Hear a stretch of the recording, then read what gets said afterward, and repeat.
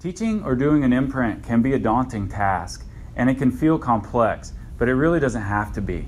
The qualities of musculature that make up an imprint actually can really help somebody, especially anybody with anterior pelvic tilt or lordosis. But what do you know? A great place to teach imprint is actually on the reformer. Now, if you're on a mat, you can do the exact same thing on the mat. But we're going to use the reformer machine because it's such an awesome tool.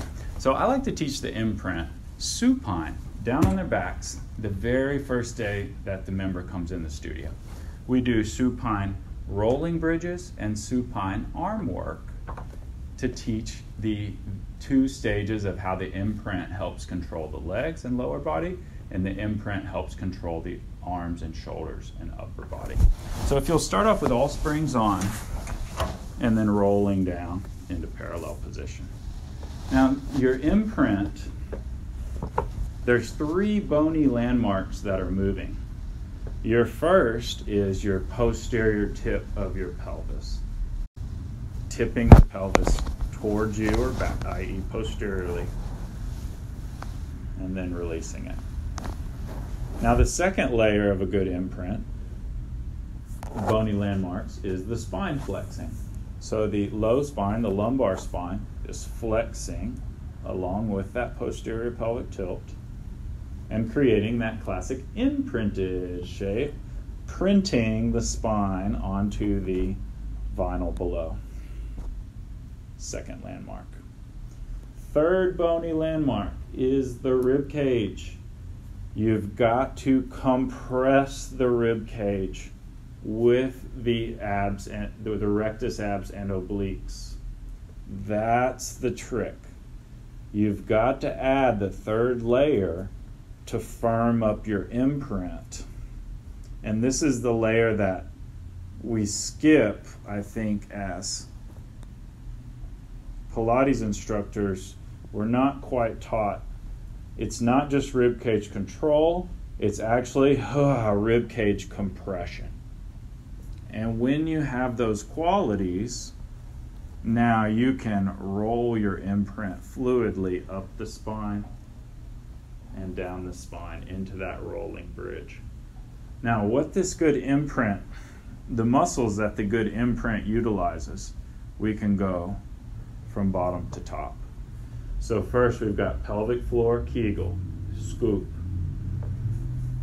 Scoop the abs in for the transverse. Then flex the rectus abs. When you're rolling up here, obviously you got glute ham, but you're flexing the rectus abs as you're rolling up. You got your scoop and you got your Kegel down low. So add that third layer of the flexed abs and get the rib cage compressed. When you do your variations, and you've got your rolling bridge, when you're pressing the legs out, they need to defer to the imprint. So the imprint is dominant as you push and pull the legs. Also, one note, check the back of the neck. Make sure the back of that neck doesn't shorten up. It's very difficult to push your legs all the way straight still with a dominant imprint. Now, the way that you can check an imprint physically to know that it's good is at the rib cage to pelvis distance. So you put your thumbs on your rib cage, you put your fingertips on your pelvis, and then you feel that distance shorten. You feel your whole abdominal unit compress in and together. If you want to check somebody's imprint from behind, or teach your client or member how to check their own imprint, you want to reach underneath and feel the facets of the spine. If you're flexing that spine, you should feel the facets more than you feel the musculature of the back extensors. If somebody's secretly arching or even hyperextending their back, you're going to feel the back extensors with like a canyon where the spine should be. So when that spine is flexed, then you can feel those facets as you press out or move the legs. You feel those Feel that spine stay long and flexed. Ooh, my hamstrings are lit. Now, the other way you can really teach a good imprint is with the arm work. So if you get somebody into their regular arm work springs,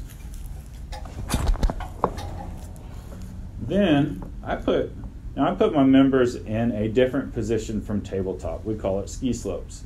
So the legs come up higher, crossed at the ankles, and they're imprinting now. Flexing the low spine into the mat, tipping the pelvis back, and compressing the rib cage. And as you do your arm work, classic arm work, what you're going to feel is actually the arm work is even more limited. When you compress the rib cage and keep the rib cage not just under control, but compressed, that compression is actually going to halt your arms at quite a significantly lower angle than neutral. So neutral is going to allow your arms to rise up higher. Imprint, though, is dominant of your arms. So your arms are actually going to be halted by your imprint.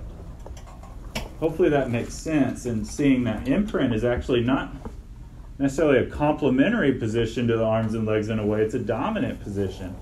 Your imprint is actually stopping your legs and stopping your arms from moving quite as far of a range of motion as neutral. And what that does, well, first of all, if you're doing any kind of curling and flexing into the low spine, it prepares your low spine for curling. I mean, you can curl with a neutral low spine if you want to as well. But the other thing that the imprint does, it really helps keep any kind of big guys especially, it helps keep the hip flexors out of it a little bit and reduces tension on the back. In theory, to me, you could be able to imprint any classical move, any reformer move should and could be imprinted or kept in neutral. And half of Joseph Pilates' Return to Life is half of his moves are extremely flexed in the spine. And so I think we're probably headed back in towards what the original intent of imprint was. The original intent is to create dominance in the abs, the transverse, the internal external obliques, the rectus abs. Dominant. Neutral. Stacking is a shared equality of the abs, the back muscles, the hip flexors, etc.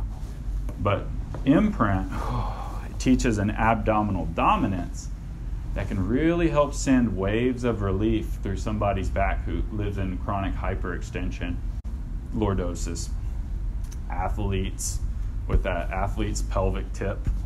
So all those different conditions, you can help people in their Pilates time by letting them imprint, encourage them to imprint, keep building their imprints and make their imprints powerful, but most importantly, dominant. Make the imprints dominant, help them make their imprints dominant during their reformer time, and then people can go back and train in the gym or go for a run or whatever and do the rest of their exercise in neutral. All right, hopefully that helps clear up some things about imprinting, and hopefully it helps you think about an extra layer at the rib cage, not just rib cage control, but rib cage compression. And I think that's a game changer. That helps firm up those imprints and make them just really powerful, dominant thing. Whereas maybe some people are just leaking energy out through that rib cage. Alrighty, have a good one. I'll see you next video, Pilates teachers. Love y'all.